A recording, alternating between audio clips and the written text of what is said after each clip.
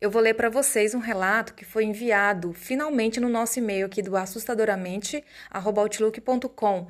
Esse relato foi enviado pelo Roberto de Salvador, na Bahia. Roberto, obrigada pelo seu relato. Quem tiver mais algum relato para enviar, para contar, pode enviar no e-mail também, tá, gente? O nome do relato é O Lobisomem de Coité.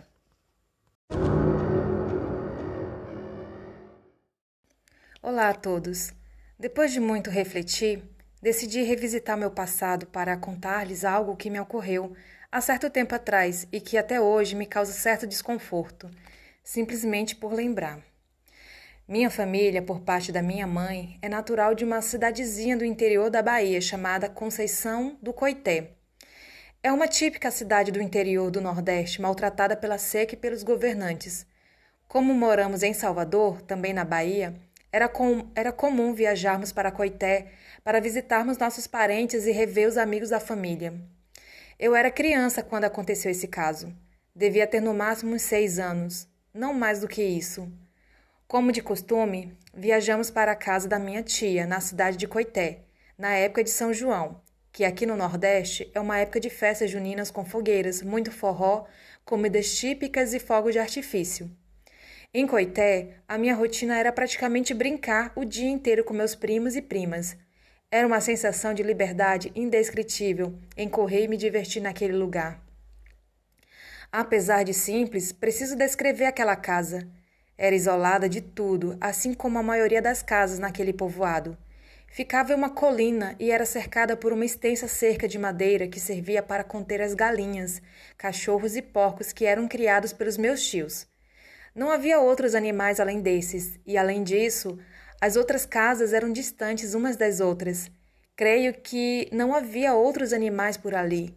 A exemplo, cavalos, bois ou vacas, por conta, inclusive, da situação financeira da maioria das pessoas que moravam naquele povoado. Pois bem, era uma bela noite, após um dia inteiro de brincadeiras e diversões.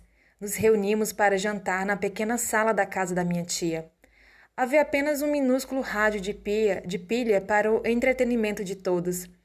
Estávamos eu, a minha tia, o meu tio, meus pais, 3 primos e 2 primas. Esses últimos tinham mais ou menos a minha idade. Sentamos à mesa. Lembro-me com riqueza de detalhes da minha tia na beira de um fogão a lenha, na cozinha, mexendo uma enorme panela de mingau de milho, pois dava para vê-la da sala, tendo em vista que a casa era muito pequena. Após preparar o mingau, minha tia colocou a imensa panela na janela da cozinha para que pudesse esfriar e se juntou a todos à mesa. Prontamente começou a contar alguns casos e demonstrar o que estava. Começou a contar alguns casos e demonstrar o quanto estava feliz por ver a família praticamente unida naquele momento. Enquanto isso, a fome que nos acompanhava também fazia com que, volta e meia, olhássemos para a janela onde estava a panela de mingau. Porém, em um dado momento, digamos que umas 22 horas, ouvimos um barulho estranho na porta da frente da casa, seguida de uns breves arranhões na madeira.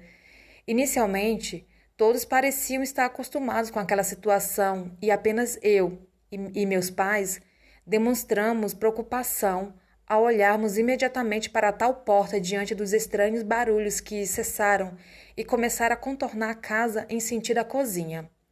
Era como passadas bem fortes seguidas de um rosnar, como um cachorro raivoso. Como o som que saía do velho radinho de pilha era tão baixo, dava para ouvir nitidamente aqueles sons estranhos que exalava em toda a casa.